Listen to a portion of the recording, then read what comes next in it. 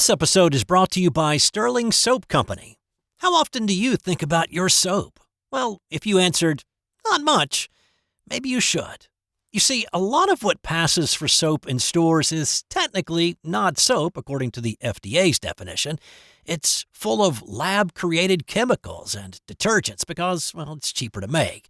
Now, what if you could buy natural soap made from natural ingredients like tallow, palm oil, coconut oil, and scented with essential oils, and for just a little more than you'd pay for grocery store soap? Sterling Soap is 100% natural, and with a wide variety of bath soaps, shave soaps, beard balm, lotions, and cologne, there's a product and a scent for just about everybody. Check them out for yourself at sterlingsoap.com. That's STIRLING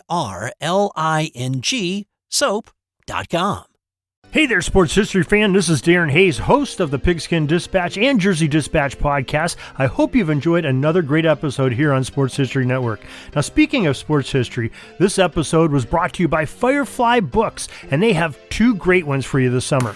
For basketball fans, they have the NBA 75, the definitive history by author Dave Zarum, who's appeared on our Jersey Dispatch podcast recently. He tells about the experience, the thrilling journey of the NBA, from its humble beginnings to its modern glory. Uncover the untold stories of triumph, controversy, and the greatest stars of the game. This isn't just a book. It's courtside seats to over 75 years of NBA history. And for the golf enthusiasts, swing into The Golf Round I'll Never Forget by Matt Adams. Relive 50 of golf's most memorable moments through the eyes of the legends themselves. From Garcia's triumph at the 2017 Masters to Nicklaus' miraculous 1986 comeback, it's the closest you'll get to walking the fairways with golf's greatest. Get your summer read on. Grab a copy of NBA 75 or The Golf Round I'll Never Forget, available online or at your favorite bookstore.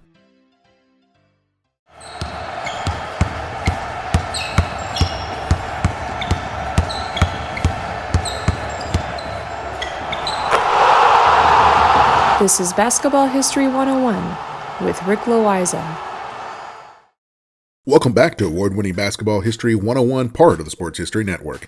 I am your host, Rick Loayza, and this is the podcast where we bring to life some of the forgotten stories from basketball history. We are bringing old school basketball to a new school audience, and today we bring you the story of Johnny Neumann.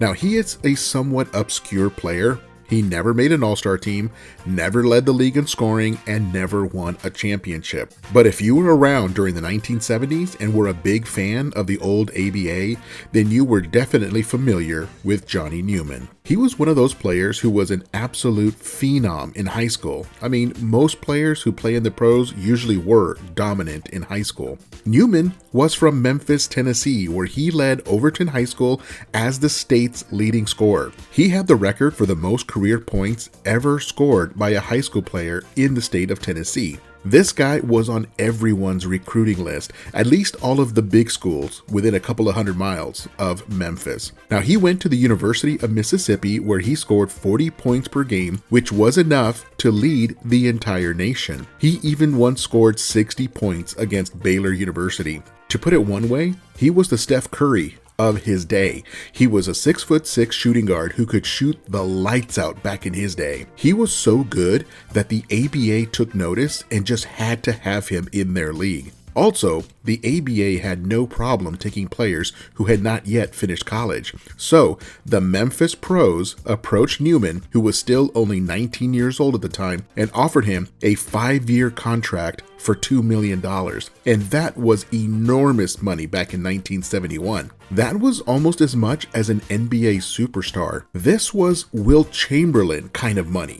And the kid was only 19 at the time. So, with only 2 games left in his second season with the University of Mississippi, he dropped out of school and left to pursue his professional career. Now, that part always seemed weird to me. Why leave your university team with only 2 games left in the season? It seemed like he could have played those last 2 games and then left for the pros, and that would have seemed fairly normal. But according to Neumann himself, he really needed the money to pay some medical bills for his sick father. And I have no issue with that. When the family needs money and you have a chance to provide that, I completely understand the feeling. I might have done the same thing myself. But for a 19-year-old to join grown men in a professional league, well, that was something different. Tom Meschery, a former NBA All-Star and at one time an ABA head coach, he called the whole thing of signing Neumann a mistake. He said that for ABA teams to sign teenagers was destructive, but as a pure shooter,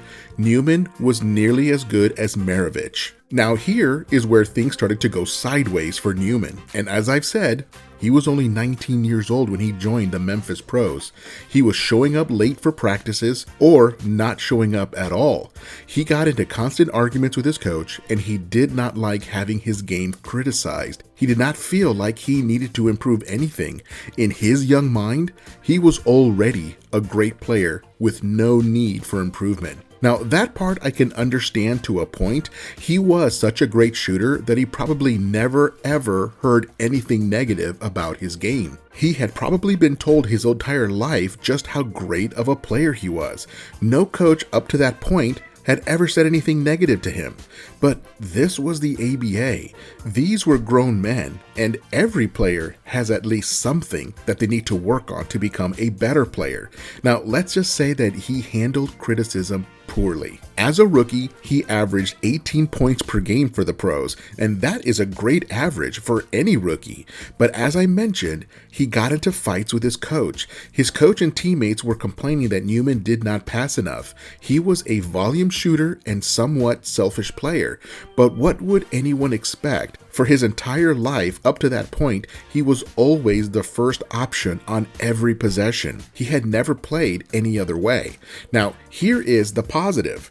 By all accounts, he was a nice guy and a likable kid. He wasn't a malicious player who purposely tried to undermine the team or his teammates. It's that he had always played a certain way, and that way was to have the ball in his hands on nearly every possession, taking nearly every shot. He was not used to playing with players who were just as good as he was, or in some cases even better than he was. He was a kid who simply needed time to mature and learn how to work with his teammates. He also worried the rest of the team. Neumann was known for spending his money as quickly as he made it. He was one of the very first players to have an early form of what we now understand as an entourage. Remember, he was from Memphis, and he was now playing in Memphis as a professional. So all of his friends from school were always hanging around the arena. Neumann liked to have a good time and really liked to share his wealth with his friends. He was always picking up the checks for nights out to dinner or to a club. He was paying for everyone to have a good time. And that is why it can be financially dangerous for a young player to play professionally in his hometown.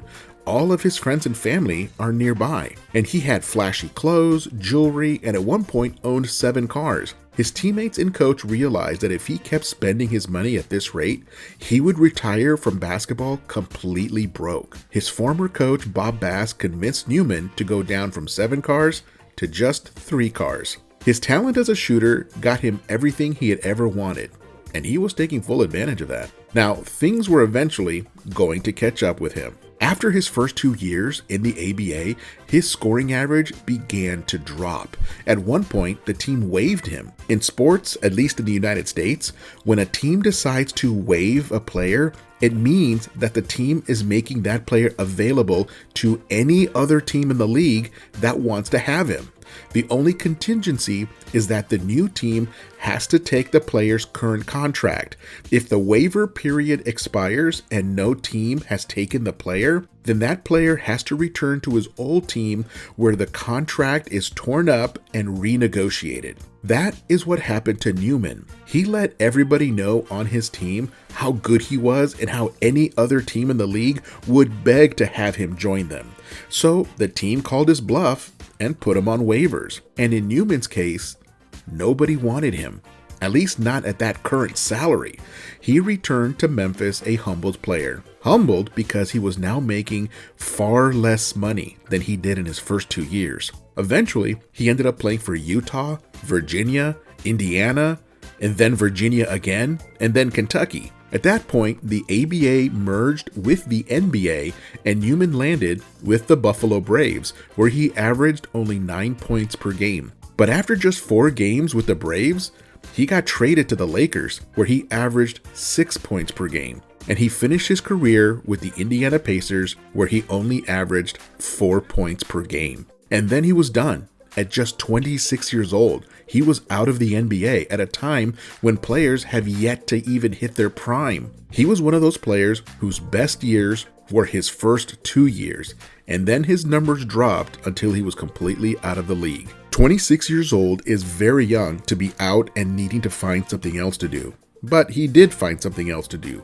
He played the next 4 years in Italy and Germany and then retired completely from basketball at the age of 30. But the thing about it is that most everyone who ever played with him or coached him says almost unanimously that he was incredibly talented, but never quite achieved his full potential. In practice, he was like Pistol Pete, making some of the best passes anyone had ever seen, and then shooting the ball when it made sense to do that. He was a fantastic player in practice, but in games, he was all about shooting, and shooting as much as possible. Once, his coach confronted him about his lack of passing in games, so Neumann had 19 assists and 16 assists in the next 2 games just to prove that he could do it. And then he went back to his old ways of shooting on every single possession he had the ball in his hands. In the end, he switched teams 10 times in just 11 years of pro basketball, including his time in Europe. In interviews about Neumann, both Hubie Brown and Dave Twardzik say that Neumann had the potential to be a real superstar, but that he did not have the work ethic or the desire to be a great player. It seemed that Neumann was satisfied with just knowing that he had the potential and the talent to be great. He did not have to actually achieve greatness. By all accounts, he was one of the nicest guys around, but he did lack maturity when he first joined the pros, and he was a good guy to know.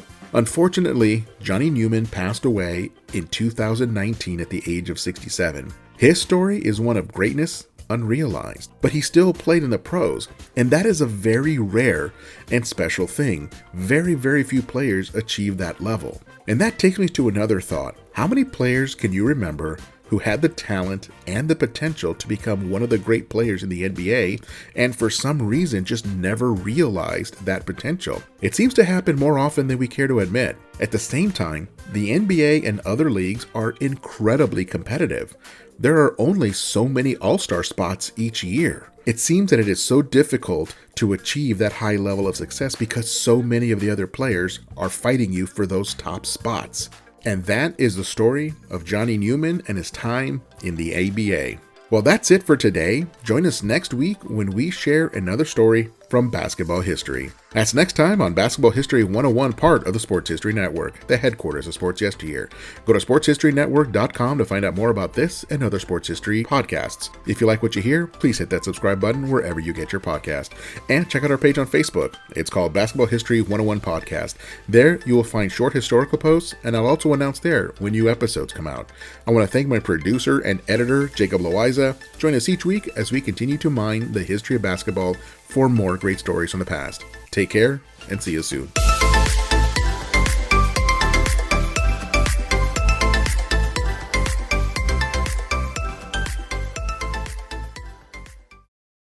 This podcast is part of the Sports History Network, your headquarters for the yesteryear of your favorite sport. You can learn more at sportshistorynetwork.com.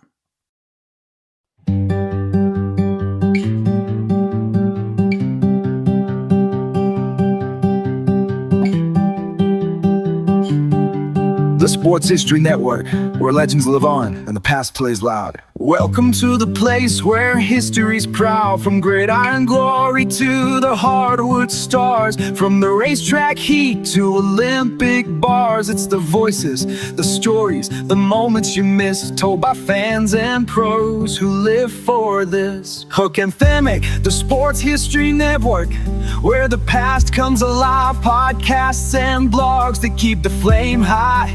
From Babe to Brady, Alley to the Dome. If it's history and sports, then this is the home. SportsHistoryNetwork.com, the headquarters of sports yesteryear.